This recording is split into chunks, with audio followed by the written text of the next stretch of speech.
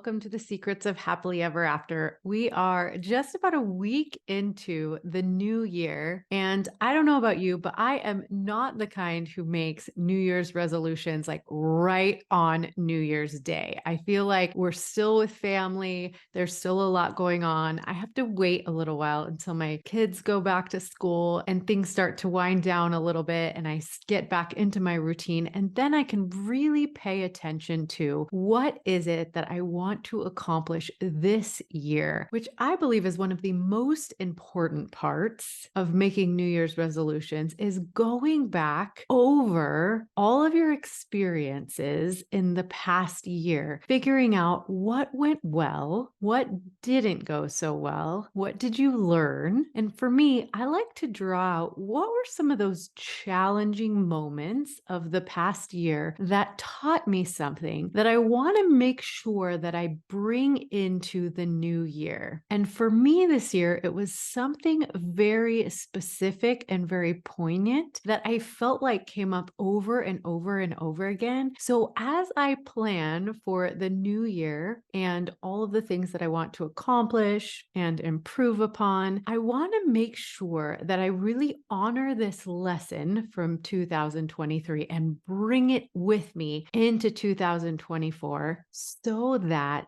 I have that extra supercharge, because I am certain that the universe teaches us exactly what we need to know when we need to know it. And instead of beating ourselves up for taking so long to learn it or whatever, I think that when we know better, we do better. And I always tell this to my clients. But the most important part is that once we know better, that we start to implement it. So in this episode, I really want to touch on something that I learned this year in my own life, working with other clients, and in my continuing education certification for relational life therapy that I have been absolutely loving. I feel like this lesson has been very poignant. And so I want to make sure that I give it to you and that I apply it into my 2024 kind of goals or intentions or whatever it is that you like to call them. But before I tell you what this very important lesson is, I want to encourage you that if you're thinking about things to do to make 2024 your best year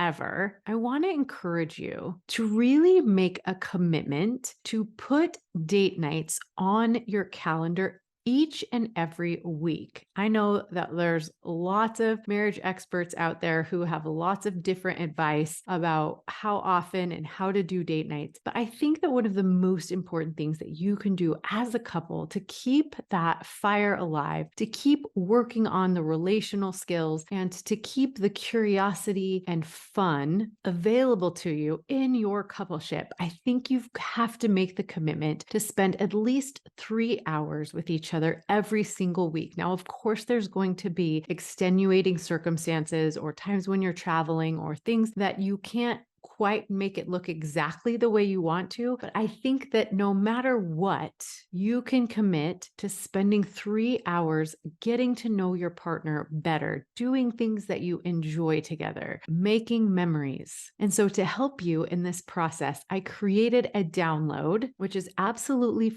free, and it's 102 different creative winter and holiday themed date activity ideas. So some of them are free. Most of them are very, very cheap. Some of them cost a little bit of money, but there's 102 ideas on there for you. And all you have to do is go to monicatanner.com/winter dates. That's how you get that free download from me. And then start putting date nights on your calendar, like a non-negotiable appointment with your spouse to do something fun together. That doesn't have to be expensive or elaborate or far from home. It just needs to be planned in advance and intentional. And I know that we're busy, everybody's busy, and things come up. So my husband and I have a rule that date nights can be slid around on the calendar, like if a sporting event comes up or somebody comes into town or something like that, but they cannot be erased. And so if I could encourage you to do one thing in the new year that would be really, really powerful for your relationship, it would be to put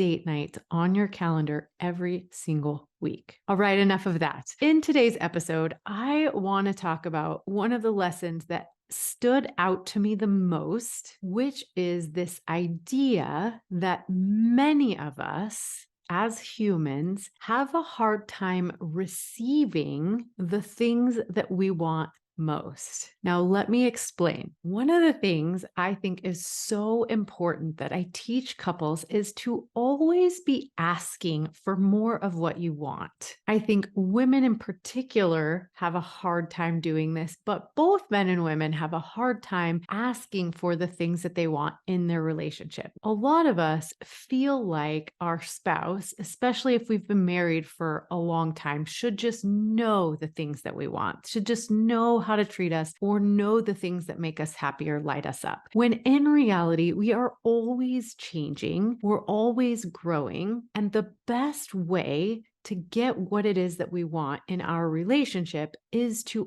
ask for it, and not just ask for it, but to be specific about teaching our spouse what it is we want and how they can give it to us. So I did an entire episode on how to get more of what you want in your relationship. That's episode 252, and it was not very long ago, but you may want to go back and review it or listen to it if you haven't already. But in it, I line out very specifically how you can ask your partner for more of what you want in your relationship. Now, here is the problem that I see a lot of couples run into, and that is when we start to get more of what we want, we tend to have a hard time receiving it. A lot of times we want to disqualify it. Now, my mentor, Terry Real, calls this transmission reception work. And so often what happens is when we start to get the things that we asked for, a lot of times the person on the receiving end, we start to disqualify it. Like, maybe it's too little too late, or that didn't feel sincere, or they're only doing that because somebody asked them to, or the dreaded, they're only doing that because I asked them to, which if you think about it, makes no sense, but it's just human nature. For some of us, it's really hard to just take in the things that we've always wanted, especially if we had to ask for it. So I'll give you an example of how I've seen this very recently in my own relationship. So I have two teenage daughters. So one moment I'm super annoying to them. The next moment I'm kind of cool. The next moment I'm totally embarrassing them. And the next moment they want my help with something, right? It's like a roller coaster of emotions all the time. And I really consciously have tried to make an effort to not get triggered by their ups and downs and their emotional swings and all of the different emotions that they have in relationship to me, and to just show up as the best mom I possibly can. And what I want is to create a really good relationship with my girls. And sometimes all I want is them just to be nice to me, right? And I know I've talked to my husband a ton about this. At night, I'll just be like, oh my gosh, one of the girls was just totally on one today. I feel like I spent my whole day doing stuff for her, and then she just treated me like crap. And, like I'll just kind of vent out to him, right? And so I know, because my husband is awesome, he'll go to my girls and be like, try to be nicer to mom and, try to show some appreciation and things like that. Right. So then the next day, one of my girls will be really, really nice to me. And I'm so grateful. But in my head, of course, I'm disqualifying it somehow by thinking, oh, she just wants something from me, or, oh, she's just doing it because my husband told her to, which completely puts up a block. Do you see? To me, just receiving like, okay, my daughter is being really nice to me. Let me just take that in and be really nice back to her. And that's how we're going to bond. And we do the same with our romantic partner. We do the same with lots of the different relationships in our lives. And so I